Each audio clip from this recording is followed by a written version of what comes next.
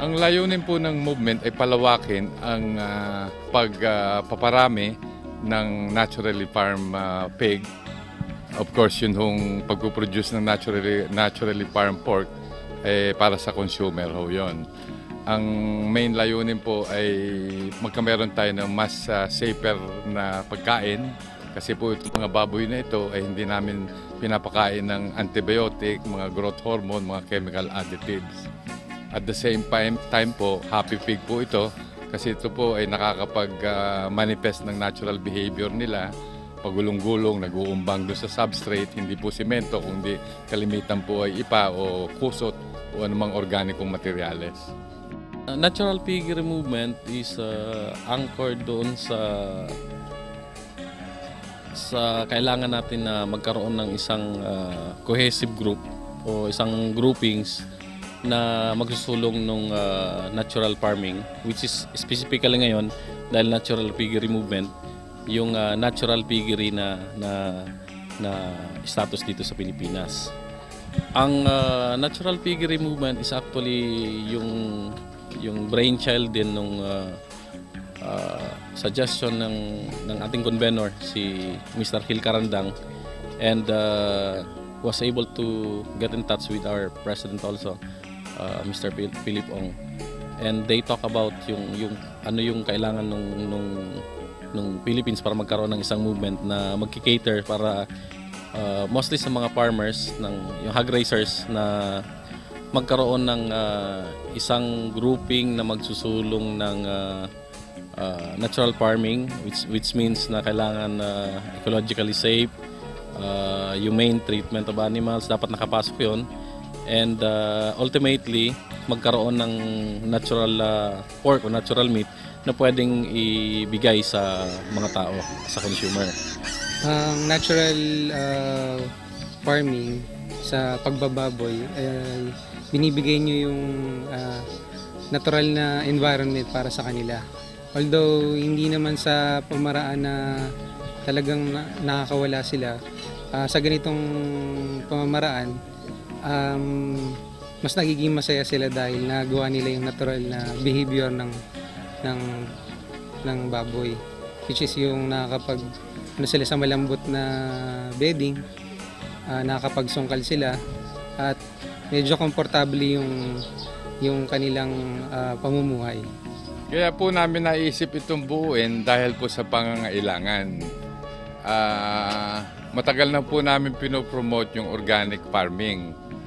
Pero ngayon, isa hong malaking pagkukonsumo ng ating mga kababayan ay yung tinatawag na pork.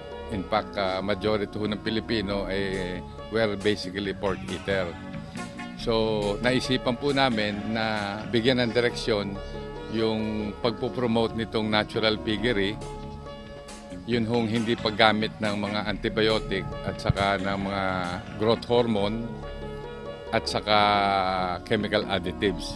So we will have a more safer pork that is also environmentally sound kasi po yung baboy ay nakatuntong po yan sa substrate kagaya ng ipa o kaya ng kusot. Doon ho namamanifest yung natural behavior, nakakapaglaro, nakakapag-umbang.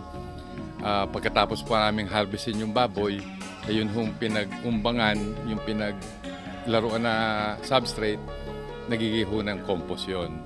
So, ang layunin po namin ay palawakin ang availability ng naturally farm pork dito sa atin.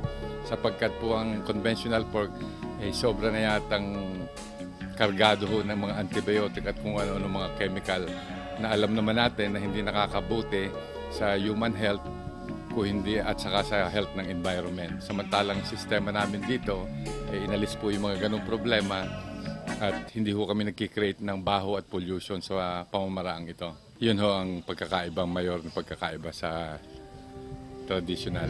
We had decided na as part of the protocol, ang hindi lang namin pwedeng galawin is yung dalawang bagay. Yung sa nutrition, which means na ang kailangan ipakain is natural feed Pag sinabi mo kasing natural feed ang kailangan ipakain, dapat yung formulation na gagamitin, dapat una, walang antibiotics, pangalawa, walang hormones, at pangatlo, walang mammalian or avian byproducts na isasama sa formulation. So I guess kapag sinabi mong ganon, plant-based ang protein mo sa formulation ng feeds. And then ang pangalawa is yung housing. Ang napagkasunduan is as part of the protocol, dapat imimik yung natural behavior ng animal maibigay. So sa housing, kaya kung nakikita natin dito sa paligid yung tinatawag na litter type, ang litter type kasi is a way of giving the pigs a chance na malabas na yung natural behavior niya. For example, rooting, yung pagkakataon niya na gumalaw, dapat maibigay lahat yon para hindi, sabihin natin hindi stress. Or sa mga salita natin kasi, para maging masaya ang baboy. Ang ginagawa natin dyan na dagdag is dapat pinapasukan ng init ng araw. So yung additional lang natin na nilalagay sa parehas ng ganito is nilagyan natin ng water pool para mag-repress yung baboy ng kung kailan niya gusto. And then waste management, mas nagiging maganda, so wala kang maamoy din sa loob ng baboyan. Unang-una, mapapansin nyo kagad is yung amoy, mabahong amoy. Napansin nyo na nandito tayo sa loob ng kulungan, which is wala ko kayong masyadong maamoy na mabaho. And then siguro yung in terms naman sa labor, wala naman masyadong lilinisin sa ganitong sistema. Dahil gaya nga to, yung IPA ang gamit natin, malaya silang nakakapag-ikot, and then yung sa kanilang pool or yung wallow, doon na sila karamihan dumudumi. So yung lilinisin nyo na lang yung part ng wallow. Sa consumers naman, ang may kasi kami tinatawag kami na short term sa long term benefits eh. Yung short term kasi, it's more on doon sa nag-aalaga. For example, pagka sa ganitong sistema, nakikita natin, hindi mo na pinapaliguan yung baboy. So, malaking tipid yun kasi wala ka nang tatrabahuin eh. And then, mas matibay yung baboy mo, hindi madaling magkasakit. And, yung wala kang mapiperwish yung ibang tao kasi wala kang maamoy na baho sa ganitong protocol. Ang sa long term naman na tinatarget natin for the consumers is of course yung clean meat na tinatawag. Safer meat kasi hindi ka gumagamit ng antibiotics sa pagpapalaki ng baboy, and from sa pagkain wala din. So totally out yung antibiotics sa ganitong klase ng karne na nagagawin. And sa mga producers, I guess kung sasabihin natin na ano ba ang long term sana na pwede na makuha nila, I guess kung halimbawa mabuo natin yung certification, yung hinihingi natin na certification through the natural piggery movement na sa tulong niya, pwede nating maitaas yung level ng karne na ginagawa natin. So from now, for example, we could produce or we could get a higher value yung para sa natural meat.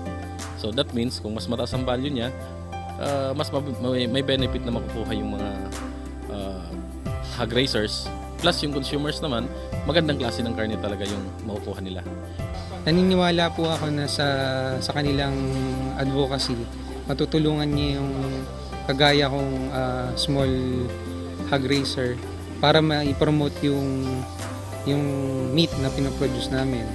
So at a premium price. Kasi currently yung price na nabibenta namin yung karne na po-produce namin is naka-level lang dun sa prevailing price sa area. Tsaka kung ano po yung presyo sa season. Kasi may panahon na mababa yung presyo ng baboy tsaka mataas yung presyo ng baboy. So nakadepende rin mo kami dun sa kung ano yung price area. So at least kung matutulungan kami ng natural piggery movement, yun sa palagay ko is yung technology na ituturo pa nila para ma-enhance yung pag-aalaga naming mga small hog raisers. And then yun nga, at a premium price, at least matutulungan na syempre kumita yung small players. Ito hong press conference na ito ngayon na ating ginaganap ay panimula po lang sapagkat ang amin hong formal na launching ng Natural Piggery Movement ay gagawin po sa darating na AgriLink. Ang AgriLink po, ito yung exhibit ng all agricultural products and services. Yan po ay gagawin sa World Trade Center October 7 to 9. Doon po sa 7 and 8, meron po kami mga mini lecture tungkol sa natural piggery. At sa 9 po, meron kaming seminar na gagawin din po doon between 10:30 to 12:30 on natural piggery. Isa sa mga makikita talaga ng mga tao doon, we would be siguro magkakaroon tayo ng lechon tasting ng na magaganap doon. And for that duration, so magkakaroon from 7, 8, 9 ng October, may mga time tayo na may mga lechon tayo na ipamumudbon para matikman nila ano ang lasa ng natural pork. And that's already actually natural lechon ang ang makikita ng tao. So yung mga actual naman, I guess doon naman pwede naman sila mag-arrange na doon kasi baka mahirapan kaming i-set up yung ganito ka gandang setup doon sa loob ng AgriLink.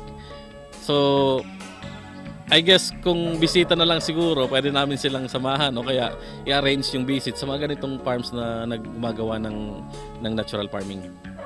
So hopefully po ang consuming public po ay suportahan ang pagkonsumo nitong aming natural pork. At the same time, yun ho na nakaka-interest. Pareho na rin po yung mga may babuyan na ngayon na hopefully ay i-consider nila ang pagsiship sa direksyon na ito. Sapagkat at the end of the day po, alam po natin na ang direksyon na pupuntahan natin, gustuhin man natin hindi, ay organic at saka natural. Maraming pong salamat.